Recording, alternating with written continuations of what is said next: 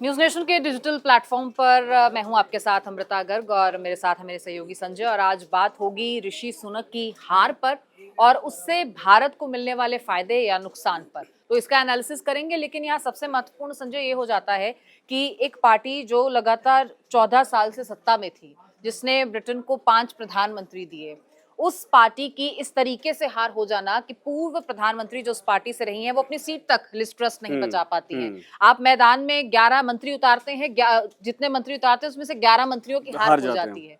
और ऋषि सुनक जो है इस हार का पूरा जिम्मा लेते हुए नजर आ रहे हैं। और इससे कहा जा रहा है कि भारतीय जो रिश्ते ब्रिटेन के साथ हैं उन पर बड़ा असर होने वाला है। उसका सबसे बड़ा फैक्टर शायद यही कि वो ब्रिटेन के पहले हिंदू पीएम थे और उसके बाद उनकी जो तस्वीरें आती रही हैं, जिस तरीके से वो सनातन के साथ जुड़े हुए थे, जिस तरीके से वो तमाम खबरें हमने देखी, उसका भी एक प्रभाव रहा। और ये कहा जा रहा था कि रिश्ते सुधरेंगे, लेकिन कहीं ना कहीं उनकी तरफ से वादा किया जाना, भरोसा दिया जाना और फिर इस भरोसे पर खरे ना उतरना, ये भी शायद एक बड़ा कारण रहा। क्योंकि अगर ब्रिटेन की बात करें तो बड़ी तादाद में जो है भारतीय मूल के लोग वहां रहते हैं।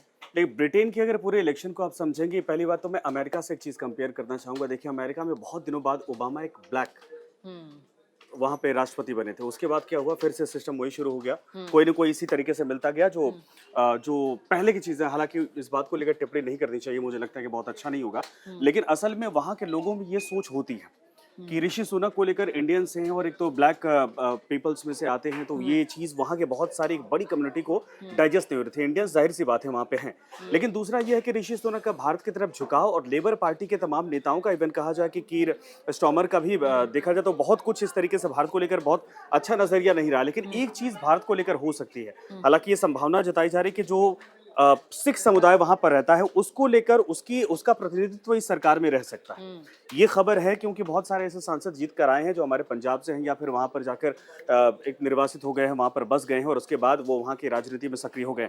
लेकिन ये जरूर है कि 14 सालों की सत्ता के बाद ये एक उम्मीद जगी थी कि ऋषि सुनक अगर कंटिन्यू हो जाते तो हिंदुस्तान से ब्रिटेन का रिश्ता बहुत अच्छा हो जाता और एक वहां से यहाँ के अगर संबंध मजबूत होते तो आने वाले वक्त में जाहिर सी बात है कि वो भी पावर, हम भी पावर, ठीक है, उससे हम ज्यादा बेहतर इस वक्त कंडीशन में धीरे धीरे पहुंचने वाले हैं। लेकिन वो समन्वय की स्थिति बनती दिखाई दे रही थी। लेकिन हाँ, स्टॉमर के आने के बाद ये जरूर झटका लगता दिखाई दे रहा है कि शायद वो चीजें कंटिन्यू ना हो पाए। हालांकि स्टॉमर ने जब इलेक्शन कैंपेन चल रहा था तब उन्होंने कहा था कि भारत से रिश्ते हमें सुधारने हैं। और इसका एक एग्जाम्पल भी, संजय माफ कीजिएगा आपको टोक रही हूँ, इसका एग्जाम्पल भी एक देखने को मिलता है लेबर पार्टी के नेताओं की तरफ से। जब 370 भारत से हटाई गई कश्मीर से, तो उसका विरोध किया गया, लेकिन तब कीर स्टारमर आगे आते हैं और वो कहते हैं कि ये भारत और पाकिस्तान, कश्मीर उनका आपसी मसला है तो उसमें नहीं पड़ना चाहिए। हालांकि बात बहुत बिगड़ गई थी, लेकिन कीर स्टारमर की वो भूमिका आज उसको एक अहम नजरिए से देखा जा रहा है और कहा जा रहा है कि रिश्ते आने वाले टाइम में लेबर पार्टी को लेकर कहा जाता है उनका नजरिया, इसीलिए थोड़ा अभी असमंजस के हालात हैं। एक तो कश्मीर का मसला है, दूसरा खालिस्तान का मसला है। ये दोनों ऐसे कंट्रोवर्शियल मसले हैं जिसमें लेबर पार्टी के तमाम नेता कभी कुछ और बयान देते हैं, कभी कुछ और बयान देते हैं। क्योंकि एक चीज और देखिए, 2010 में जब लेबर पार्टी सत्ता से गई थी उस दौरान ऐसा लगा था जैसे आज कांग्रेस पार्टी देश में है कि लेबर पार्टी शायद ब्रिटेन में खत्म हो जाएगी। उसकी पॉलिसीज, उसकी चीजें इस तरीके से हो गई थी कि वो ब्रिटेन के लोगों को पसंद नहीं आ रही थी। स्टॉमर के आने के बाद कहा जा रहा है कि उसमें पूरा 360 डिग्री चेंज किया गया। उसके बाद लोगों ने ट्रस्ट किया, भरोसा किया और यही कारण है कि 14 साल बाद जो पार्टी खत्म होने की कगार पर थी वो वापस सत्ता में आ गई। तो मुझे लगता है कि जो 10 साल पहले पॉलिसीज थी लेबर पार्टी की, वो चीजें इस बार नहीं होंगी, क्योंकि लेबर पार्टी को पता है कि अगर पार्टी को रिवर्स किया गया है तो उसके पीछे बहुत सारी चीजें हैं जिनको पूरी तरीके से खत्म करके दुनिया के जो वर्ल्ड इस वक्त पॉलिटिक्स चल रही है उसके हिसाब से जो पावर है उनके साथ चलना होगा। उस समय ब्रिटेन की स्थिति अलग थी, 14 साल में बहुत कुछ बदल गया है। और यहाँ ये भी एक महत्वपूर्ण एंगल है कि अगर आप कैबिनेट को देखें, मौजूदा कैबिनेट, तो उसमें आपको 11 जो सांसद हैं वो भारतीय मूल के नजर आते हैं। तो ये भी एक बड़ा फैक्टर जो है वो आने वाले समय में ब्रिटेन में रोल प्ले करेगा, क्योंकि कीर स्टारमर की इस कैबिनेट में 10 से ज्यादा, माफ कीजिएगा, 10 से ज्यादा सांसद हैं जो भारतीय मूल के नजर आते हैं। और ऐसे में अब वो तमाम मुद्दे, फिर चाहे वो वीजा को लेकर हो, वो वहां पर जो है लोगों के मुद्दे की बात हो, एनआरआईज के मुद्दों की बात हो, उसको लेकर जो है एक अनसुलझी पहेली सी रही है। ऋषि सुनक करना बहुत कुछ चाहते थे लेकिन हो कुछ नहीं पाया, तो बिल्कुल वो सही। एक नाराजगी भी है।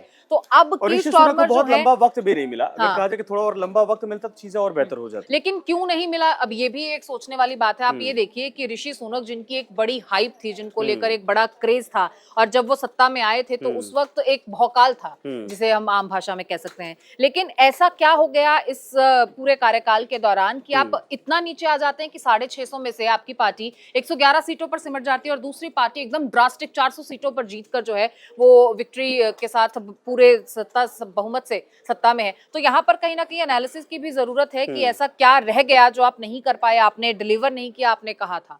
तो ये भी देखिए एक बड़ा फैक्टर रहा है। ट्रस्ट जिस वक्त ट्रस्ट ने इस्तीफा दिया था, आपको याद होगा कि उस समय ब्रिटेन की इकोनॉमी को लेकर, वहां के सिचुएशंस को लेकर ये कहा गया कि नहीं, ये जो सरकार है वो हैंडल नहीं कर पा रहे। और जो पहले ब्रिटेन की स्थिति हुआ करती थी वो वाकई में डिक्रीज होती चली गई। हालांकि ऋषि सुनक जब वापस आए या फिर जब इनको सत्ता मिली, उस दौरान ये उम्मीदें बंधी थी, लेकिन कहा जाता है कि कई ऐसे फैसले थे जो ब्रिटेन में इनके फैसलों को लेकर बहुत अच्छा रिस्पॉन्स नहीं मिला। दूसरा, जो उम्मीदें थी वो शायद जितना छोटा कार्यकाल मिला उसमें इन्होंने पूरा नहीं किया, उस तरीके से नहीं। तो लोगों को लग रहा था कि शायद ये अच्छा। दूसरा ये है कि अगर हम स्टॉर्मर की बात करें, वो इस बार बार बार ये कह रहे हैं कि ब्रिटेन को हमें बेहतर करना है, नंबर 1 बनाना है, और हम परिवर्तन के लिए इलेक्शन इस बार चुनावी मैदान में उतरे हैं। तो लोगों को लगा कि 14 साल में शायद इन लोगों ने इतने चेहरे बदले और वो जो वादा करके आए थे वो चीजें नहीं हो पाई हैं, तो एक बार मौका दिया जाना चाहिए। यही कहा जा रहा है कि किसी को उम्मीद नहीं थी कि वाकई में ऋषि सुनक इतने बुरी तरीके से हार जाएंगे या फिर कंजर्वेटिव पार्टी की ये स्थिति होने वाली है।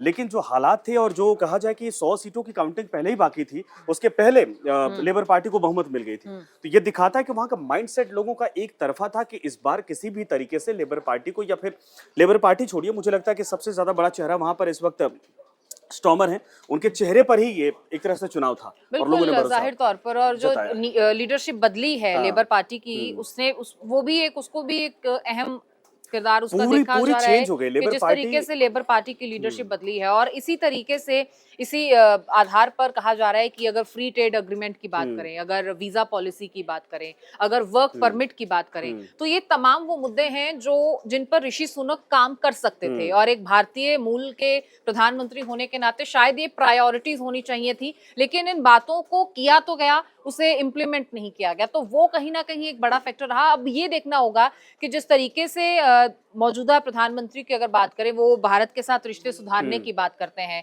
वो भारत के साथ एक फ्रेंडली रिलेशनशिप की बात करते हैं, तो इन मुद्दों पर उनका कितना ध्यान रहेगा। फ्री ट्रेड एग्रीमेंट की अगर बात करें तो भारत बहुत समय से इस पर जो है वो बात करना चाह रहा है। ये आगे कितना हमें धरातल पर नजर आता है, वीजा को लेकर क्या कुछ एक चीज जो और है, है आप समझिए वो कि इस आसान हो वक्त सकती है भारत की जो प्रोसेस। कंडीशन है ना, इसमें वर्ल्ड पॉलिटिक्स में कोई भी लीडर आए किसी भी देश पे अगर सत्ता में आता है तो वो भारत को इग्नोर नहीं कर बिल्कुल सकता, जाहिर तौर पर। क्योंकि उसको पता है कि भारत से संबंध और इतना बड़ा बाजार है कि यहाँ से इसको इग्नोर करके वो सरवाइव, या कहा जाए उसके लिए बहुत अच्छा नहीं होगा, उसके लिए नुकसान है। तो इंडिया को कोई इग्नोर नहीं कर सकता। दूसरा ये है कि आप सोचिए कि जब डोनाल्ड ट्रंप अमेरिका के राष्ट्रपति थे, तब कहा गया कि प्रधानमंत्री नरेंद्र मोदी से बहुत अच्छी उनकी बनती है ना, फ्रेंडशिप वाली। ओबामा थे तब भी कहा गया। दोनों पार्टियां सत्ता भले ही वहां पर बदलती वो रही, ऑपोजिट पार्टीज हैं, ऑपोजिट लेकिन पार्टी दोनों रही। ही पार्टियों के जो शीर्ष नेतृत्व की है बात, वो प्रधानमंत्री के साथ प्रधानमंत्री से अच्छे संबंध थे, अच्छे संबंधों और की उसका होती है। उसका परिणाम ये हुआ कि दोनों सरकारों में, चाहे वो ओबामा रहे हो चाहे ट्रंप रहे हो, हर वक्त अमेरिका के साथ हमारे संबंध मजबूत हुए। उसके और बाद भारत आई, को हमेशा पहल दी गई है, चाहे वो मोदी मोदी के नारों की बात हो, हाँ चाहे हाउडी मोदी हाँ की बात हो, तो हमेशा से ही वो एक प्रेफरेंस जो पीएम मोदी को दी गई है, वो ये सबूत है कि भारत को आप इग्नोर नहीं कर सकते और हैं। अभी जो, हाँ, ये कहा ना 3 कार्यकाल, अब हम सब अगर याद करें तो 3 राष्ट्रपतियों को हमने अमेरिका के साथ देखा, और दोनों पार्टियों की सत्ता बारी बारी से आई, लेकिन हिंदुस्तान का कोऑर्डिनेशन बहुत अच्छा रहा। वही चीज यहाँ पर भी होने वाली है। जब यहाँ पर कंजर्वेटिव पार्टी जा रही है सत्ता से, लेबर पार्टी आ रही है, तो आप देखिएगा कि हो सकता है कि महीने 2 महीने में अगर एक आध ट्रिप भारत का इधर से प्रधानमंत्री का होता है या वो यहाँ पर आते हैं, तो जो संबंध होंगे असल में वो एक नए मुकाम पर जाएंगे, नए परिस्थितियों को गढ़ेंगे। दूसरा ये है कि सरकार इस मामले में, इस सरकार के साथ मुझे लगता है कि थोड़ी और बेहतर संबंध बनाने की कोशिश करेगी, क्योंकि पंजाब वाला मसला है। पंजाब में जो परिस्थितियां, चाहे वो कनाडा में हो चाहे ब्रिटेन में हो, अगर खालिस्तानी समर्थक वहां पर सपोर्ट करते हैं तो हिंदुस्तान कतई नहीं चाहेगा कि उनको बल मिले। उनको न्यूट्रल करने के लिए सरकार वो पॉलिसी अपनाएगी कि नई सरकार के साथ संबंध बेहतर हमारे हों, और उसका असर यहाँ से लेके, पंजाब से लेके जो खालिस्तानी समर्थक हैं और जो नेगेटिव फोर्सेस हैं, उनको एक तरह से न्यूट्रल करने के लिए किया जा सकता है। तो संजय, अब क्या माना जाए आने वाले समय में कि ये जो अभी बैकलैग में मुद्दे हमारे पास चल रहे हैं दोनों देशों के संबंधों को लेकर, तो वो अब कितने आसानी से हल हो पाएंगे? क्योंकि अगर लेबर पार्टी की भी बात करें तो इनके भी, जैसे कि हमने पहले भी कहा, कि बयान उलट-पलट होते रहे हैं, तो दोनों ही विचारधाराओं के नेता इस पार्टी में मौजूद हैं। लेकिन अब जब शीर्ष नेतृत्व की बात करें, प्रधानमंत्री की बात करें, तो वो भारत के साथ अच्छे संबंधों की बात करते हैं। ऐसे में शीर्ष नेतृत्व के ये बयान कितना रंग लाएंगे, और ऋषि सुनक का चले जाना, ये क्या वाकई में भारत के लिए कोई नुकसान होगा? क्योंकि जिन मुद्दों के हल की उनसे तवक्को थी, वो मुद्दे हल नहीं हुए, तो ऐसे में इसे भी एक बड़ा नुकसान तो नहीं माना जा रहा। लेकिन हाँ, अब नए प्रधानमंत्री और नई पार्टी के साथ एक अपॉर्चुनिटी क्या भारत के लिए और क्या ब्रिटेन के लिए भारत, ये दोनों ही देश आपस में एक दूसरे के लिए एक बड़ी अपॉर्चुनिटी साबित होंगे? ये आने वाला वक्त मुझे लगता है बताएगा, इसका बिल्कुल सही इंतजार आपने अभी कहा। करना होगा। ये आपने बिल्कुल सही कहा कि आने वाले वक्त का इंतजार करिए, लेकिन मुझे लगता है कि ब्रिटेन की जनता का अगर इतना बड़ा मैंडेट है स्टॉर्मर के साथ, तो जाहिर सी बात है कि वो मजबूत नेता के तौर पर उभरे हैं। और ब्रिटेन को मुझे लगता है कि जियो पॉलिटिक्स में आप कहीं भी ऐसा नहीं है कि उनको साइड लाइन कर सकते हैं, तो और एक उनकी भूमिका बड़ी हो मजबूत जाती है। नेता को और मजबूत देश भारत का हाँ, साथ अगर हो जाएगा, तो जाहिर है कि आने वाले समय में और बुलंदियों पर ये दोनों देश और इनकी दोस्ती के किस्से सुनाए तो जाएंगे। खैर ये शुरुआती दौर है, अभी इंतजार करिए, अभी ओथ लेते हैं, उसके बाद जब कार्यकाल आगे बढ़ता है और कौन कौन मिनिस्टर बनता है, कितने भारतीयों को मौका दिया जाता है, ये तमाम चीजें होंगी, तो ये बिल्कुल साफ हो जाएगा कि आखिर जो भारत और ब्रिटेन के नए रिश्ते की शुरुआत नए प्रधानमंत्री के तौर पर होगी स्टॉर्मर के साथ, तो उसमें क्या दिशा मिल सकती है। चलिए, आज की चर्चा में फिलहाल इजाजत दीजिए। आपको कैसी लगी ये चर्चा, ये हमें कमेंट सेक्शन में जरूर बताइएगा।